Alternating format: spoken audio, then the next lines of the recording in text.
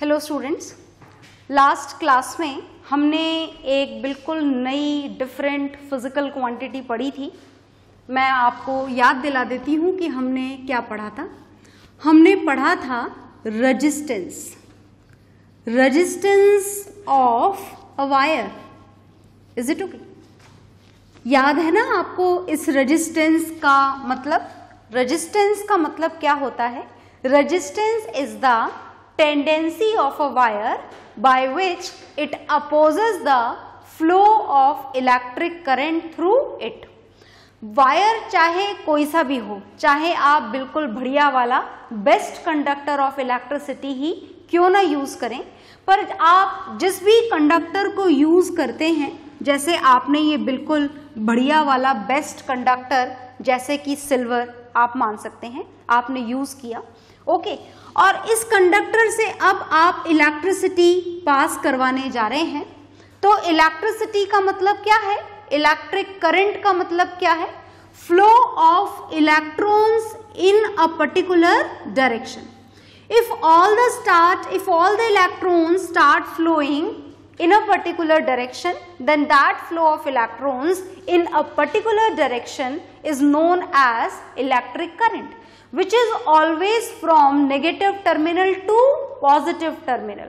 But what is the direction of electric current? Electric current is always taken as opposite to the flow of electrons. मतलब electric current की direction क्या होती है? From positive terminal to negative terminal, right? तो ये बात है। अब जब ये इलेक्ट्रॉन्स चाहे सिल्वर हो, चाहे कॉपर हो, चाहे एल्यूमिनियम हो, whatever the metal is, when these electrons are flowing in a particular direction, then definitely they will collide with the metal atoms. सिर्फ इलेक्ट्रॉन ही थोड़े ना है किसी भी मेटल में। जैसे आपने सिल्वर मेटल लिया तो सिल्वर के मेटल एटम्स भी तो हैं उसके अंदर। तो जो सिल्वर के मेटल एटम्स हैं, आपने कॉपर की जो रॉड ली, कॉपर के जो मेटल एटम्स हैं, what ever the metal is, atoms तो होंगे ही सही।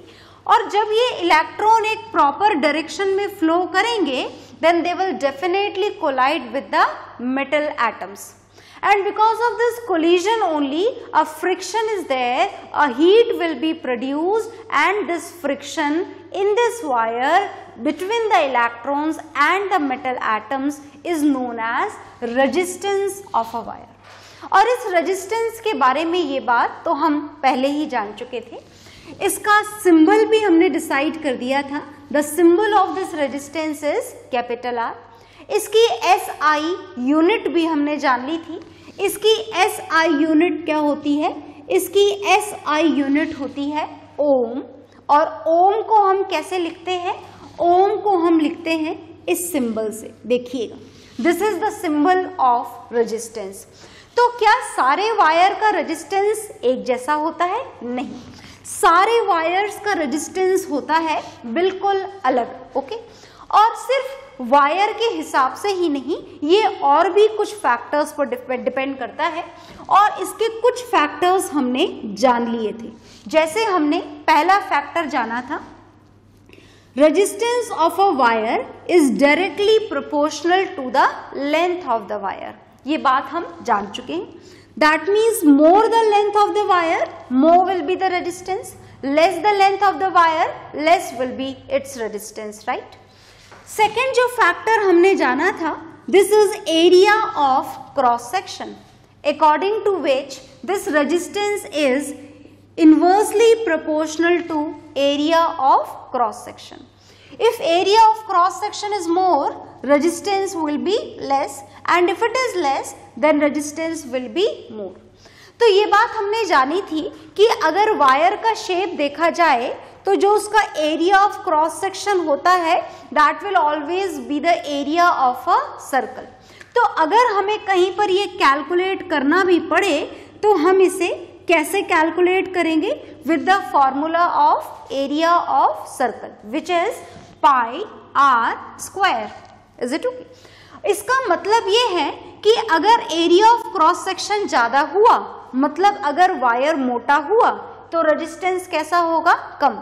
और अगर वायर पतला हुआ तो रेजिस्टेंस कैसा होगा? ज्यादा। और ये है हमारी इक्वेशन नंबर 2। ओके, क्या इन दोनों के अलावा भी कोई फैक्टर हैं जिन पर रेजिस्टेंस की वैल्यू डिपेंड करती है? Yes, there are. तो देखिएगा कि तीसरा फैक्टर क्या है। तीसरा फैक्टर है नेचर और मटेरियल ऑफ द वायर। बहुत ध्यान से जानिएगा, दिस इज नेचर और मटेरियल ऑफ द वायर। इस थर्ड पॉइंट का मतलब क्या है? इस थर्ड पॉइंट का मतलब सिर्फ इतना सा है कि वायर अगर डिफरेंट मेटल से बनाओगे तो उसका रेजिस्टेंस कैसा होगा? डिफरेंट। जैसे अगर वायर आपने कॉपर का लिया है तो रेजिस्टेंस अलग होगा, सिल्वर का लिया है तो अलग होगा, एल्यूमिनियम का लिया है तो अलग होगा, आयरन का लिया है तो अलग होगा।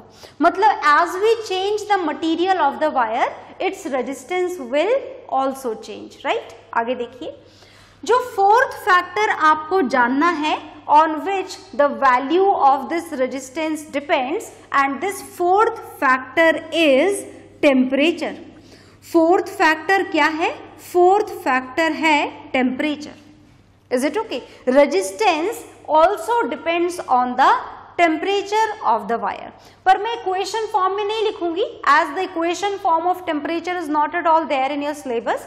तो हमको सिर्फ इतना सा जानना है कि resistance depends on the temperature.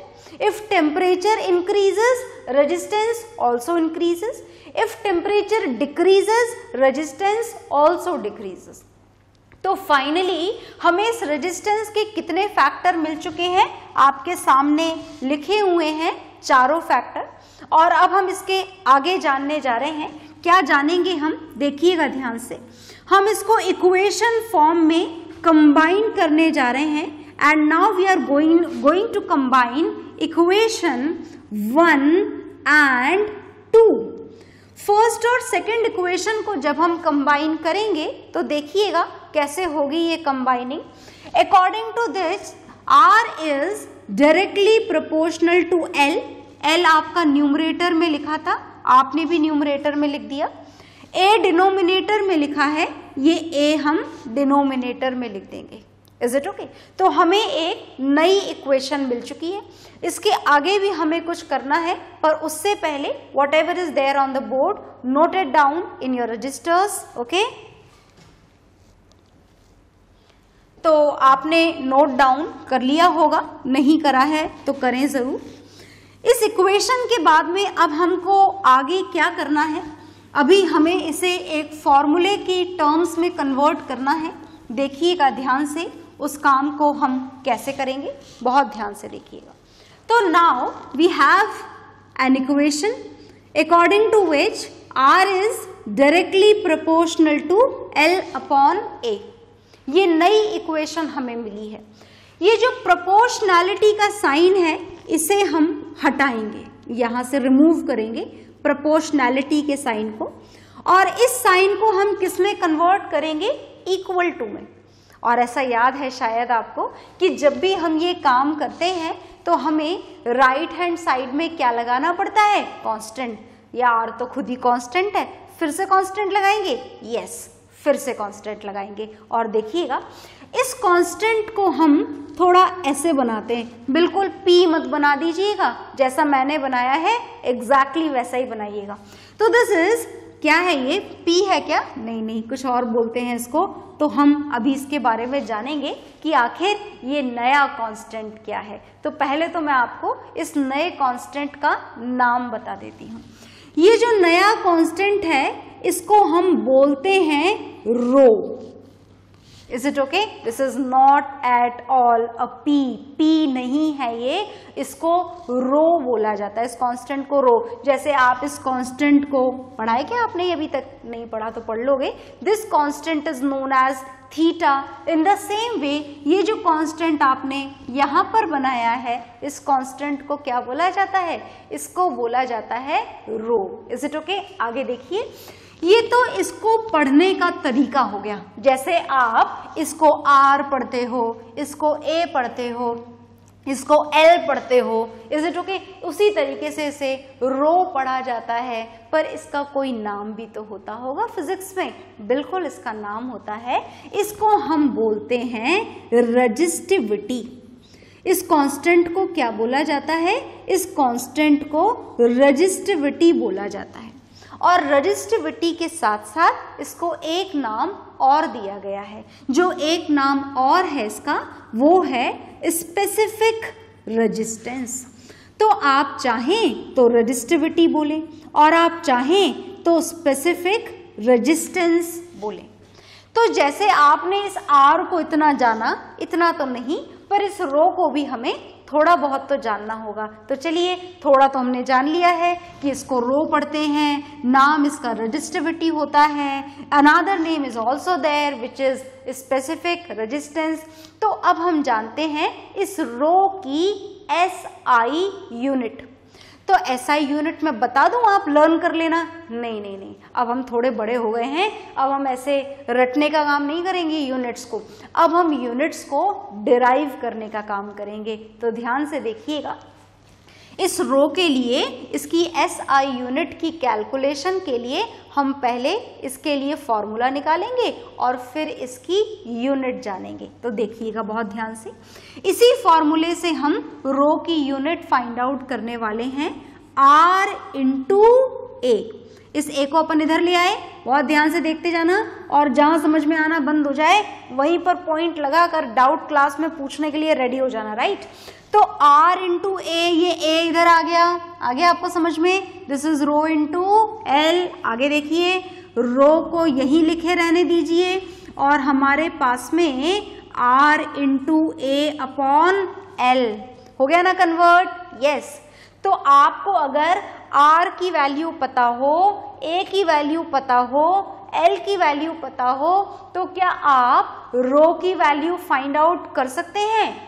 बिल्कुल कर सकते हैं। तो चलिए, हम वैल्यू तो न्यूमेरिकल्स में फाइंड आउट करेंगे, पहले तो हम इस रो की एसआई यूनिट निकाल लेते हैं। तो हम एसआई यूनिट निकालने जा रहे हैं, तैयार है ना आप सब लोग? मेरे से पहले कैलकुलेट कर लें तो ज़्यादा मजा आएगा। देखिएगा ध्यान से, ये जो R है, इस R की एसआई यूनिट क्या है? ओम। पढ़ चुके हैं हम लोग, यस।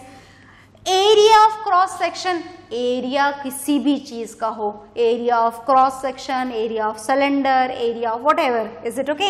एरिया की एसआई यूनिट हमेशा सेम रहती है, this is metre square. Length की एसआई यूनिट याद है क्या आप लोगों को? बिल्कुल याद होगी, दिस इज मीटर। तो 1 मीटर से 1 मीटर तो हो गया कैंसिल, और रो की जो यूनिट हमें हमारे पास में बची है, this is ohm into metre. So what is the SI unit of rho? हमें इस रो की एसआई यूनिट भी पता लग चुकी है। क्या लिखेंगे हम? SI unit of resistivity is ohm, है ना, ये ओम है, ठीक है ना, कंफ्यूज मत होइएगा।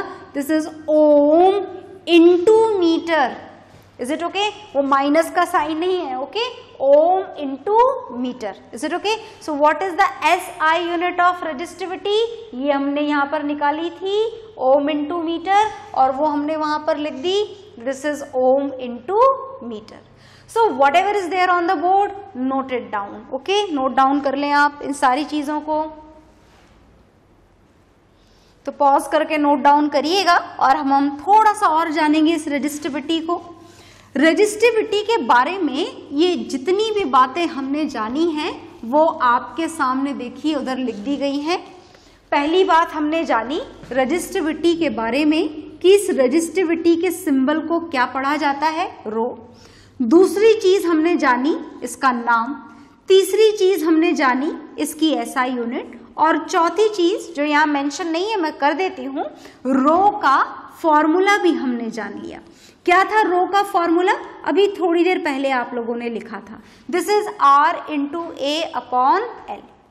अब हमको फैक्टर्स जानने हैं, जैसे कैपिटल R की वैल्यू आपने देखी कि depends on a lot of factors, तो क्या रो की वैल्यू भी किसी फैक्टर पर डिपेंड करती है? यस। अगर हम बात रो की करें जिसका एक नाम भी है, क्या नाम है इसका? इसका नाम है रजिस्टिविटी। तो ये जो रजिस्टिविटी है इसके कौन कौन से फैक्टर्स हैं, तो ध्यान से सुनिएगा, इसके सिर्फ 2 फैक्टर्स हैं। कौन कौन से 2 फैक्टर? पहला फैक्टर है नेचर और material of the wire. It depends on the nature और मटेरियल ऑफ द वायर। क्या आप मतलब समझ गए इस बात का? मैंने अभी थोड़ी देर पहले भी बताया था रेजिस्टेंस के लिए भी, और वही मतलब है रेजिस्टिविटी के लिए भी। Is it okay? मतलब अगर वायर का मटेरियल बदलोगे, आपने कॉपर की जगह एल्यूमिनियम वायर ले लिया या एल्यूमिनियम की जगह सिल्वर वायर ले लिया, तो जब जब आप वायर का मटेरियल बदलोगे तब तब इस रो की वैल्यू बदलेगी। मतलब the value of rho is different for different materials. Is it okay? आगे देखिएगा, जो सेकेंड फैक्टर है इस रो का, this is temperature. It also depends on the temperature. Is it okay? है ना, जैसे जैसे टेम्परेचर बदलेगा, ठंडी होगी अगर, टेम्परेचर कम होगा तो रो की वैल्यू अलग होगी, गर्मी होगी तो रो की वैल्यू अलग होगी। मतलब इस रजिस्टिविटी की वैल्यू सिर्फ इन 2 फैक्टर पर डिपेंड करती है, नेचर और मटेरियल ऑफ द वायर पे, एंड सेकेंड इज टेम्परेचर पे। ना तो रो की वैल्यू वायर की लेंथ पर डिपेंड करती है, आप वायर को लंबा कर दो, छोटा कर दो, पतला कर दो, मोटा कर दो, इन सारी बातों से इस रो की सेहत पर कोई फर्क नहीं पड़ता। Is it okay? The value of rho will remain same even for a small wire as well as for a long wire, है ना, thick wire and for the thin wire. Whatever the size of wire is, rho will not change. याद रखिएगा, but R will change. तो R के कितने factor हैं हमारे पास में? 4. Length, area of cross section, nature और material, and 4th is temperature. और रो के सिर्फ कितने फैक्टर हैं? Only 2. It does not depend on the length and as well as area of cross section of the wire. तो आप इसको note down करेंगे और इसके बाद में हम एक छोटा सा क्वेश्चन करेंगे, न्यूमेरिकल करेंगे, इसको और क्लियर करने के लिए। तो मैं इसे रफ करने जा रही हूँ और बहुत छोटा सा एक क्वेश्चन हम करने जा रहे हैं। वैसे तो इसके ढेरों क्वेश्चंस आप लोगों को करने हैं आज they are given in the worksheet, पर फिलहाल जो हम क्वेश्चन करने जा रहे हैं this is very simple, very basic question. बहुत ध्यान से देखिएगा, बहुत अच्छी तरीके से देखिएगा। तो हम जो क्वेश्चन करने जा रहे हैं वो आपके पास में जो वर्कशीट है, नोट्स जो हैं, उसी का क्वेश्चन है। मैं लिखने जा रही हूं यहां पर। This is question number 7th from the page number 34. In this question is a 4 ohm wire. Resistance of wire is given here, is doubled on it. Calculate the new resistance of the wire. Calculate the new resistance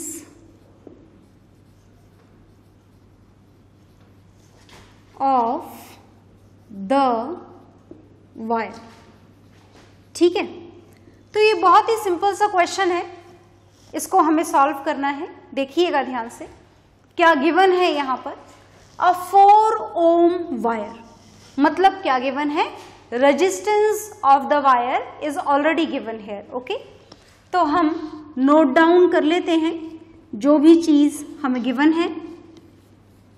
resistance of wire which is denoted by the symbol R is given here, and this is 4 ohm. This is the symbol of SI unit of resistance. Okay, क्या calculate करना है? Calculate the new resistance, क्या कौन सी condition में? When the wire is doubled on it. क्यों आप इस बात का मतलब समझे, doubled on it, look here, doubled on it का मतलब, हालांकि वैसे तो ये पेपर है पर you just imagine it as a wire.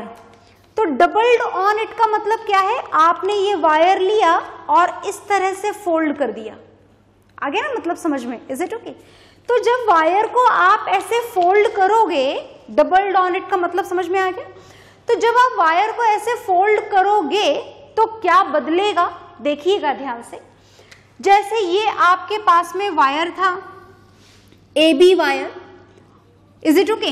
इसकी कुछ भी गिवन नहीं है आपको, आपने मान लिया कि इसकी लेंथ कितनी है, L, इसका एरिया ऑफ क्रॉस सेक्शन कितना है, A, और रेजिस्टेंस आपको इस वायर का गिवन है, कितना गिवन है, 4 ohm. And now the wire is doubled on it, है ना, ऐसा था वायर, आपने ऐसे फोल्ड कर दिया है उसे, इज इट ओके? तो वायर की लेंथ अब क्या हो जाएगी, उतनी ही रहेगी क्या? नहीं, आप इसे एक नया नाम दे दें। अब वायर की लेंथ कितनी हो जाएगी, पुरानी वाली से हाफ हो गई, ऐसा बोलना सही रहेगा क्या? बिल्कुल सही रहेगा। If it is doubled on it then length will be definitely half of the first case, half of the original one, okay? और एरिया ऑफ क्रॉस सेक्शन कितना हो जाएगा, उतना ही रहेगा? नहीं, वायर का साइज भी डबल हो जाएगा, थिकनेस भी डबल हो जाएगी, मतलब एरिया ऑफ क्रॉस सेक्शन कितना हो जाएगा, 2A। और अगर वायर की लेंथ बदल जाए, एरिया ऑफ क्रॉस सेक्शन मतलब थिकनेस बदल जाए, तो क्या रेजिस्टेंस चेंज होगा? डेफिनेटली रेजिस्टेंस चेंज हो जाएगा, क्योंकि रेजिस्टेंस इन दोनों फैक्टर पर डिपेंड करता है, इसलिए चेंज हो जाएगा। अच्छा, वैसे तो इस क्वेश्चन में नहीं पूछा, पर मैं आपसे पूछना चाहती हूं कि क्या रेजिस्टिविटी भी चेंज होगी? Then answer is no. Wire की रेजिस्टिविटी इन फैक्टर पर डिपेंड नहीं करती है, तो रेजिस्टिविटी विल रिमेन सेम, जो भी इस वायर की होगी वही इस वायर की भी होगी। तो ये तो हो गया हमारा ओरिजिनल केस और ये हो गया हमारा न्यू केस, ओके? तो देखिएगा रेजिस्टेंस, बहुत ध्यान से देखिएगा, क्या गिवन है हमें यहाँ पर, resistance of original wire. Original wire का रेजिस्टेंस हमको यहाँ पर गिवन है, कितना गिवन है, R is equal to rho into L upon A की वैल्यू अपने को गिवन है, कितनी गिवन है, 4 ओम। इसे दे दीजिए equation number 1। And now resistance of new wire, resistance of new wire बोलना चाहे न्यू बोलें, फोल्डेड वायर बोलना चाहे फोल्डेड बोलें।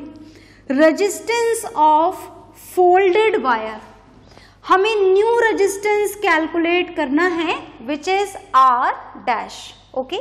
रो की वैल्यू सेम रहेगी क्या? यस, सेम रहेगी, है ना, क्योंकि हमने ना तो वायर का मटेरियल बदला है और ना ही टेम्परेचर चेंज की कोई बात इस क्वेश्चन में मेंशन है, राइट? तो हम सेम रेजिस्टिविटी यूज करेंगे। लेंथ बदल चुकी है क्या? बदल चुकी है। ये देखिए नए वायर की लेंथ कितनी हो चुकी है, L divided by 2। Area of cross section बदल चुका है क्या? बिल्कुल बदल चुका है। ये जरूर बनाइएगा figure first case and second case का, ओके? तो कितना हो चुका है new area, 2A, is it okay? आगे चलिए, अब मैं उस वायर की फिगर को वहां से हटाने जा रही हूं, आप चाहें तो बना लीजिएगा साइड में। तो इसके बाद में अब हमें क्या करना है, देखिएगा, ध्यान से देखिएगा, यहाँ पर R dash which is the value of new resistance, इसकी कैलकुलेशन चल रही है, तो हम इसकी कैलकुलेशन कर रहे हैं। R dash is equal to, देखिएगा क्या करना है हमें यहाँ पर, रो इंटू L अपॉन, इसकी कैलकुलेशन इसी को आगे सॉल्व कर रहे हैं हम, 2 इंटू 2, दिस इज 4A, ये हमने लिख दिया यहाँ पर। अब देखिएगा ध्यान से, रो इंटू एल अपॉन ए, इसकी वैल्यू तो आपको पता है कितनी है, इसकी वैल्यू 4, मतलब रो इंटू एल अपॉन ए, इसकी वैल्यू हमें ऑलरेडी पता है। और इसकी वैल्यू हमें कौन सी इक्वेशन से पता है, फ्रॉम इक्वेशन 1, तो हम सब्स्टिट्यूट कर दें definitely. Now R dash is equal to 4 upon 4, ये तो डिनोमिनेटर में तो ये वाला 4 है जो ऑलरेडी इस इक्वेशन में था, और न्यूमरेटर में रो एल अपॉन ए की वैल्यू लिखी हुई है which is 4 as it is given in the question. Okay, 4 से 4 कैंसिल हो जाएगा और आर डैश की न्यू वैल्यू हमें क्या मिलेगी, 1 ओम। ओके, तो हमारे फोल्डेड वायर का रेजिस्टेंस कितना हो जाएगा, हमारे फोल्डेड वायर का रेजिस्टेंस हो जाएगा 1 ओम।